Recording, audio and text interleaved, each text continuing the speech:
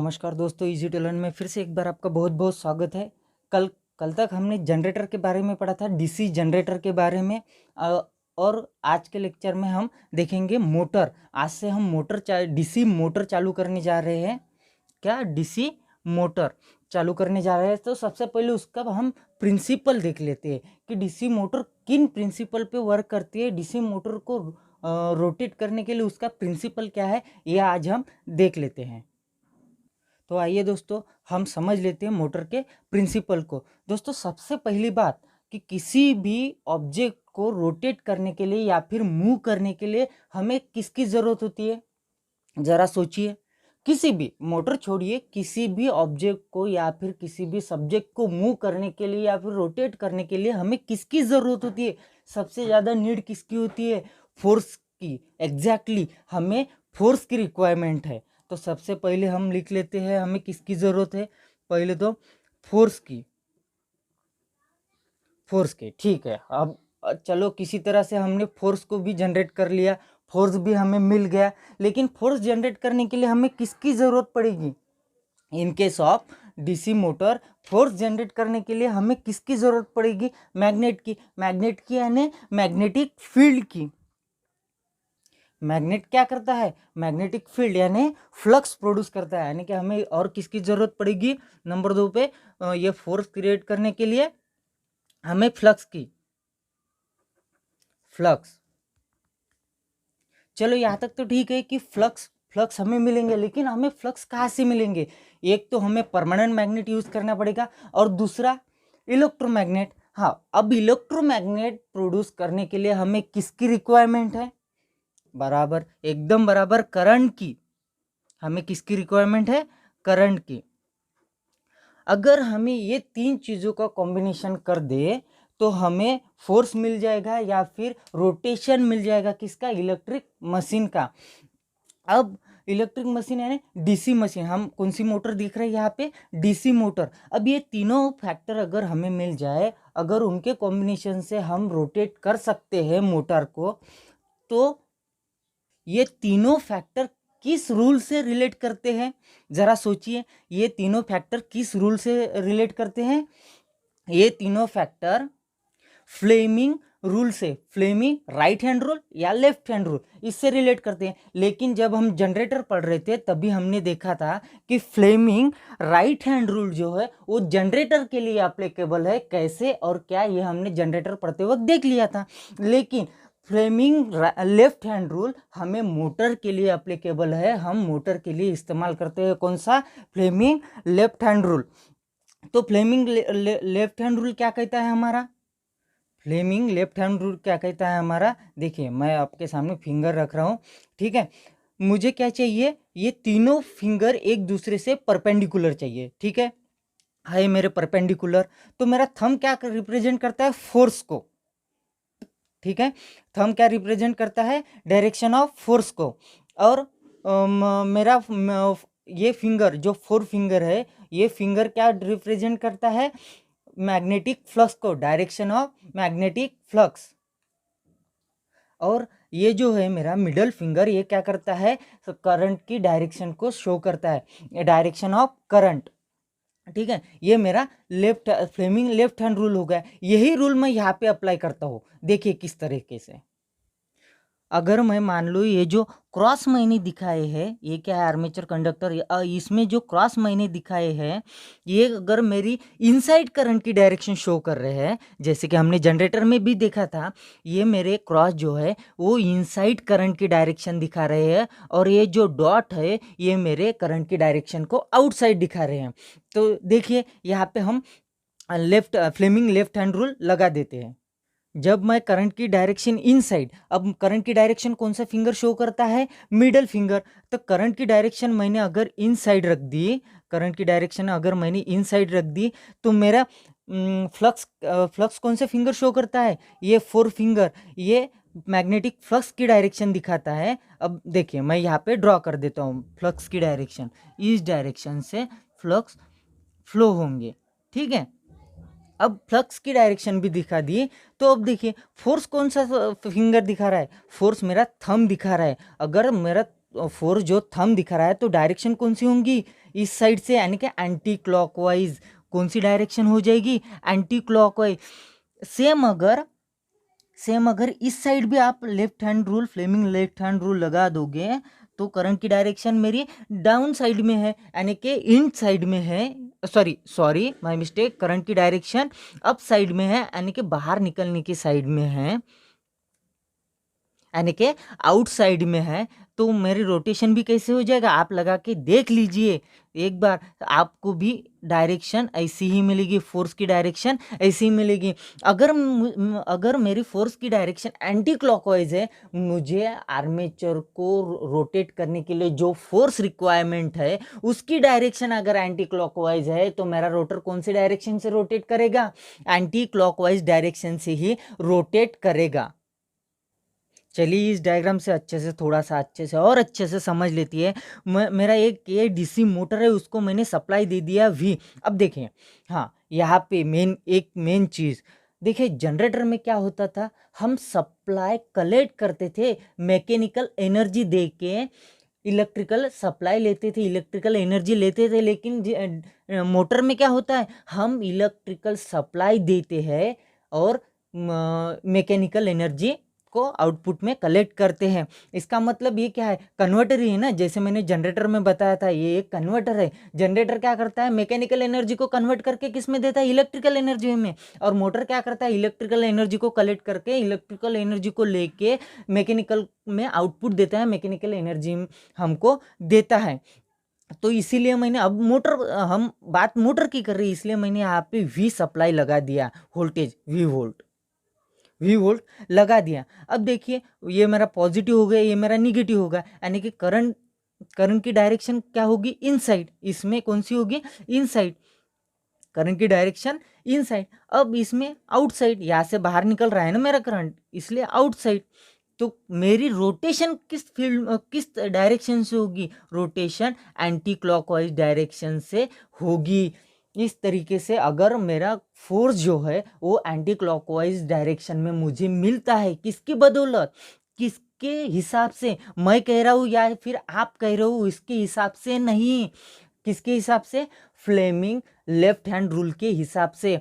अगर करंट की direction in side में हो, जैसे कि मैंने फिंगर के हिसाब से आपको बताया था कि करंट की डायरेक्शन इन साइड में हो, तो हमें फोर्स किस डायरेक्शन में मिलता है, एंटी क्लॉकवाइज डायरेक्शन में। यानी कि मेरी मोटर कौन से डायरेक्शन से रोटेट होगी, एंटी क्लॉकवाइज डायरेक्शन से रोटेट होगी। तो इसका वर्किंग प्रिंसिपल क्या हो जाएगा,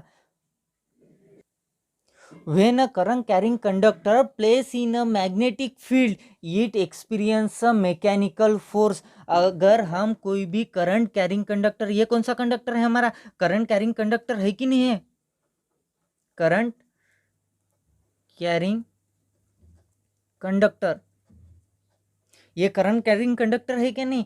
डीसी जनरेटर में हमारा करंट कैरिंग कंडक्टर था कि नहीं, हम इससे करंट कलेक्ट करते थे, इसमें ईएमएफ इंड्यूस होता था, उसकी वजह से इसमें का करंट हम कलेक्ट करते थे। लेकिन अब तो हम इसको बाहर से सप्लाई दे रहे हैं, एक्सटर्नल सप्लाई दे रहे हैं, इसके वजह से ये करंट कैरिंग कंडक्टर हो गया। अगर करंट कैरिंग कंडक्टर किसी भी मैग्नेटिक फील्ड में प्लेस कर दिया, when a current carrying conductor place in magnetic field it experience a mechanical force, it experience a mechanical force whose direction is given by Fleming left hand rule.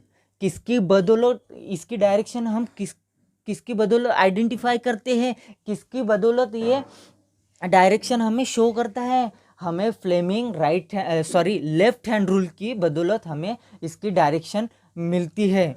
अब force की magnitude क्या हो जाती है, F equal to B I L.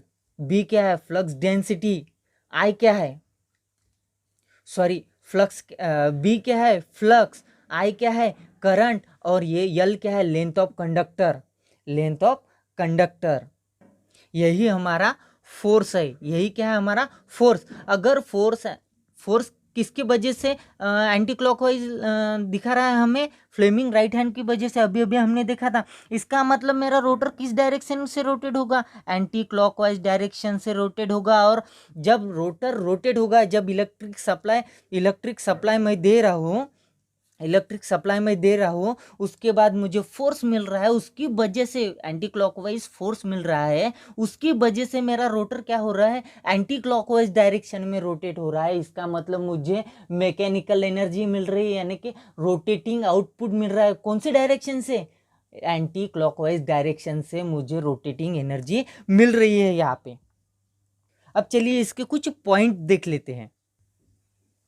An electrical motor is a machine which converts electrical energy into the mechanical energy. Motor क्या करती है, motor electrical energy को लेती है और मैकेनिकल में आउटपुट देती है। इनपुट क्या लेती है, इलेक्ट्रिकल एनर्जी, और मैकेनिकल एनर्जी उसकी आउटपुट होती है। इसका मतलब वो क्या है, कन्वर्टर है, ये कन्वर्ट करने का काम करता है, ठीक है ना, मोटर। अब जनरेटर इसके अपोजिट, जनरेटर क्या हो जाएगा, जैसे कि हमने जनरेटर में पढ़ा था, फिर भी एक बार रिकॉल कर लेते हैं।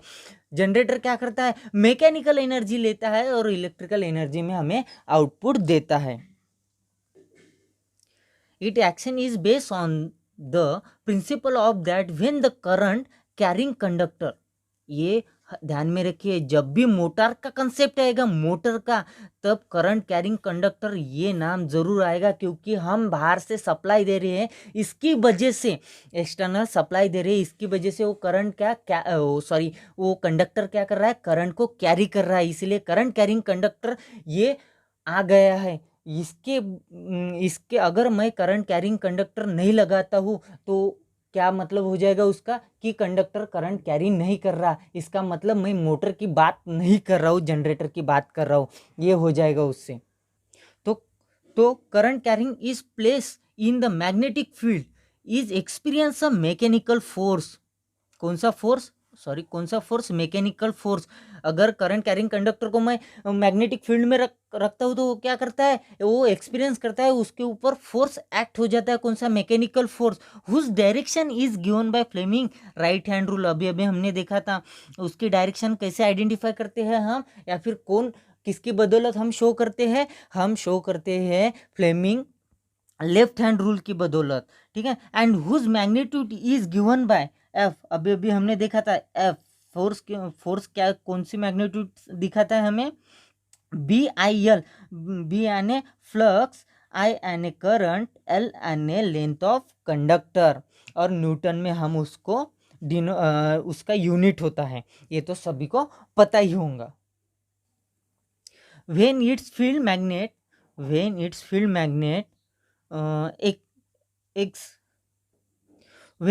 magnet are excited and its armature conductors are supplied with the current from the supply, means they experience a force tending to the rotate the armature।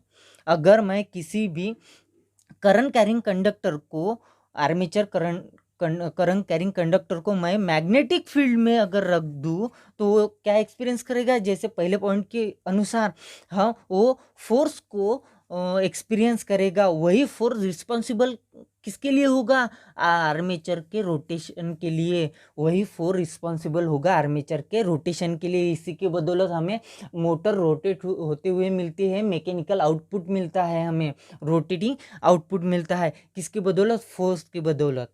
और फोर्स किससे क्रिएट होता है, हमने देख ही लिया था, current carrying conductor magnetic field में place करते हैं। इसका मतलब आर्मेचर को हम सप्लाई देते हैं, इसकी बदौलत वो मैग्नेटिक फील्ड में वो फोर्स प्रोड्यूस करता है, उसकी बदौलत हमें रोटेशन मिलता है। Armature conductor under N pole are assumed to carry current downward. ये देखिए, जैसे कि मैंने वहां पे दिखाया था, आर्मेचर निकाल के दिखाया था, क्रॉस दिखाया था मैंने कंडक्टर के, इसका मतलब वो डाउनवर्ड करंट की डायरेक्शन है, इनसाइड करंट की डायरेक्शन है, इनसाइड एंड डाउनवर्ड्स एक ही बात है, ठीक है। Current downward and whose under S pole. अब जो मैंने डॉट दिखाए थे आउटवर्ड करंट की डायरेक्शन के लिए वो किसके अंडर में होता है, यस पोल, और इनसाइड करंट की डायरेक्शन यन पोल। ये इसका कंसेप्ट हमने जनरेटर में भी पढ़ा था, लेकिन ये उसका अपोजिट है, ठीक है। उसमें करंट हम कलेक्ट कर रहे थे, इंड्यूस ईएमएफ के बदले उसमें इंड्यूस हो रहा था, वो हम करंट कलेक्ट कर रहे थे, इसकी वजह, या वहाँ पे करंट आउटपुट ले रहे हैं, यहाँ पे करंट हम सप्लाई कर रहे हैं, हम करंट दे रहे हैं। इसके वजह से करंट की डायरेक्शन हमें, यहाँ पे करंट की डायरेक्शन इनसाइड और आउटसाइड मिल रही थी, वहाँ पे भी मिल रही थी, लेकिन कैसे मिल रही थी, कलेक्ट करने के लिए, हमको पावर देने के लिए, उसका पावर करंट कलेक्ट करने के लिए वहाँ पे इस तरीके से डायरेक्शन मिल रही थी। लेकिन यहाँ पे हम करंट की डायरेक्शन या फिर करंट सप्लाई दे रहे हैं, हम बाहर से उसको सप्लाई दे रहे हैं, इसके वजह से यहाँ पे ये दोनों चीजें क्रिएट हो गई, यानी कि इनसाइड डायरेक्शन और आउटसाइड डायरेक्शन।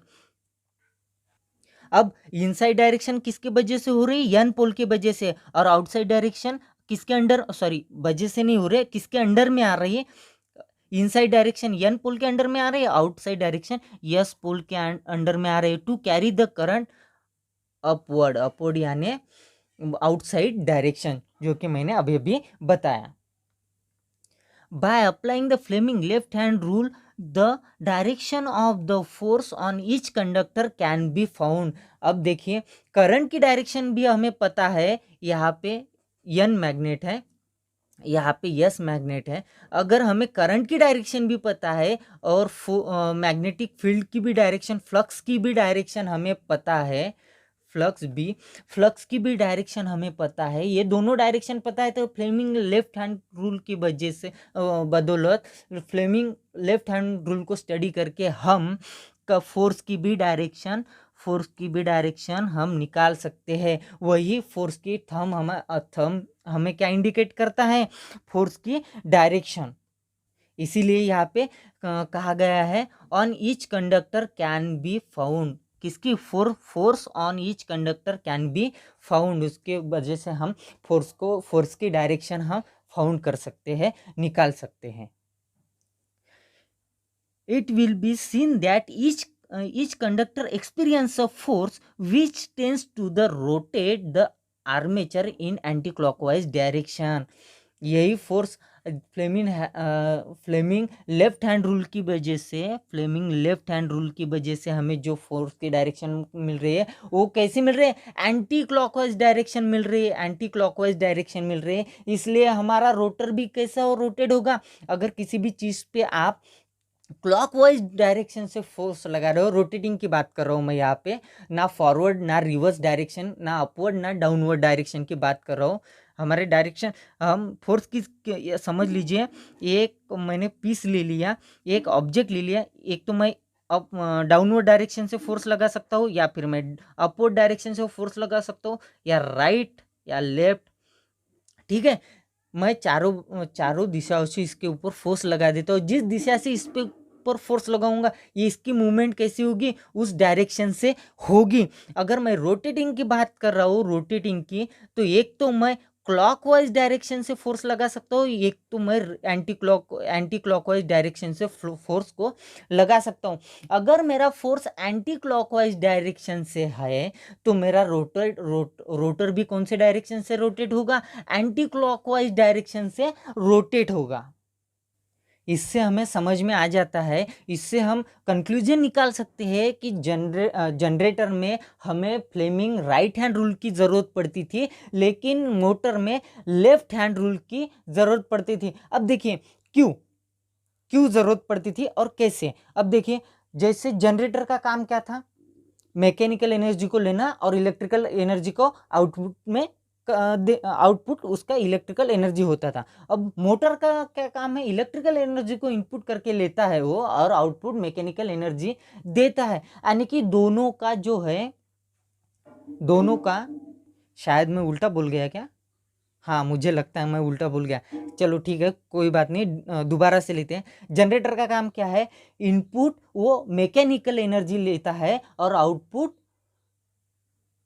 इलेक्ट्रिकल एनर्जी देता है, कौन, जनरेटर। और मोटर क्या करता है, इलेक्ट्रिकल एनर्जी को लेता है और आउटपुट में मैकेनिकल एनर्जी देता है। अब इनका दोनों का काम क्या है, एकदम अपोजिट है एक दूसरे से, इसीलिए फ्रेमिंग राइट हैंड रूल और लेफ्ट हैंड रूल दोनों का अपोजिट है, राइट हैंड और लेफ्ट हैंड दोनों से अपोजिट है ना, तो इसीलिए दोनों इनका वर्क अगर अपोजिट है तो इनमें लगने वाला रूल भी कैसा होगा, अपोजिट होगा। इसीलिए फ्लेमिंग राइट हैंड रूल जो है वो जनरेटर में यूज होता है और लेफ्ट हैंड रूल मोटर में यूज होता है। ये बेसिक कंसेप्ट है और आगे जाके हम भूल जाते हैं, इसलिए मैं रिपीट बता रहा हूँ, क्योंकि आप भूलने नहीं चाहिए। क्योंकि जब हम पूरा मशीन पढ़ लेते हैं और अंत में जाके हम पूछते हैं कि राइट हैंड रूल और लेफ्ट हैंड रूल कौन कौन से मशीन में यूज होता है, हम वो तब मैक्सिमम बच्चे लोग वहाँ पे कंफ्यूज हो जाते हैं, मैक्सिमम लोग वहाँ पे कंफ्यूज हो जाते हैं।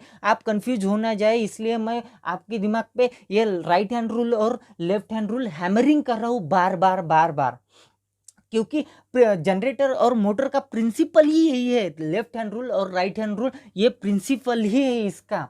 इसकी बदौलत ही हमें रोटेशन मिलता है या फिर मैकेनिकल आउटपुट मिलता है रोटेशन के तौर पे, या फिर इलेक्ट्रिकल एनर्जी मिलती है किसी जनरेटर में या फिर मोटर में। तो ये तो था हमारा working principle of motor, DC motor. आज के लिए बस इतना ही।